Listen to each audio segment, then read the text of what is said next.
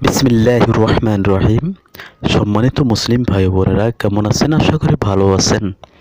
আজকের ভিডিওটি হচ্ছে কোরআন শরীফের ওয়াকফ চিহ্নসমূহের সঠিক ব্যবহার, অর্থাৎ আমরা কোরআন শরীফ যখন তেলাওয়াত করি তখন কোরআন শরীফের মধ্যে কতগুলো চিহ্ন রয়েছে যেগুলোর ওয়াকফ চিহ্ন, থামার চিহ্ন।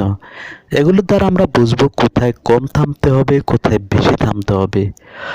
তো আমরা আজকের ভিডিওটি দেখলে বুঝতে পারবো আমরা কোন জায়গায় বেশি থামবো, কোন জায়গায় কম থামবো, কোন জায়গায় থামবোই না। আশা করি পুরো ভিডিওটি দেখবেন। ভিডিও যদি ভালো লাগে লাইক দিবেন এবং কমেন্টস করতে ভুলবেন না। لا ما عاد يرعبني ظلم يهددني لا شيء أخسر। এক নম্বরের চিহ্নটি হচ্ছে তোয়া। একে তো ওয়াকফে মুতলাক বলা হয়। এর অর্থ হচ্ছে বাক্য এখানে পূর্ণ হয়ে গেছে, এখানে থামাটাই হবে সর্বোত্তম। অর্থাৎ এই তোয়া চিহ্নটি আমরা যেখানে দেখব মনে করব এখানে বাক্যটা শেষ, এখানে থামাটা উত্তম। যদি আমরা জিমটি দেখি তাহলে এখানে বোঝা যাবে ওয়াকফে জায়েজ। এর অর্থ হচ্ছে এখানে প্রয়োজন হলে থামা যেতে পারে।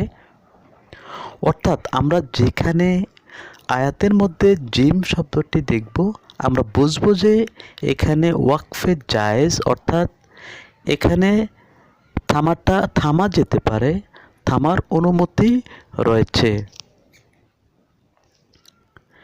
এরপর হচ্ছে যা ওয়াকফে মুজাওয়াজ।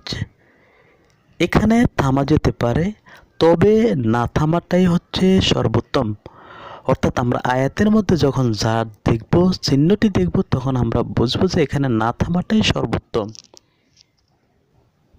এরপর হচ্ছে মিম ওয়াকফে লাজেম। এখানে না থামলে অর্থের মধ্যে মারাত্মক ভুল হয়ে যেতে পারে, তাই থামতে হবে। এরপর হচ্ছে সোয়াদ ওয়াকফে মোরাক্কাস। এর দ্বারা বোঝানো যায় যে এখানে কথা শেষ হয়নি, তবে বাক্য দীর্ঘ হলে থামতে পারবে। এটা হচ্ছে লা তাকিফ, অর্থাৎ এর দ্বারা বোঝানো হচ্ছে যে এখানে থামা যাবে না। লা দ্বারা বোঝানো হচ্ছে এখানে থামা যাবে না। এরপর হচ্ছে মা, এর মানে হচ্ছে মানাকা। এর দ্বারা বোঝানো হচ্ছে যে শেষ বাক্য, এখানে শেষ পরবর্তী চিহ্ন বাক্য দ্বারা শেষ হবে, যে কোনো স্থানে থামা যাবে। এরপর রয়েছে সেক্তা। এর মানে শ্বাস না ছেড়ে কিছুটা থামা।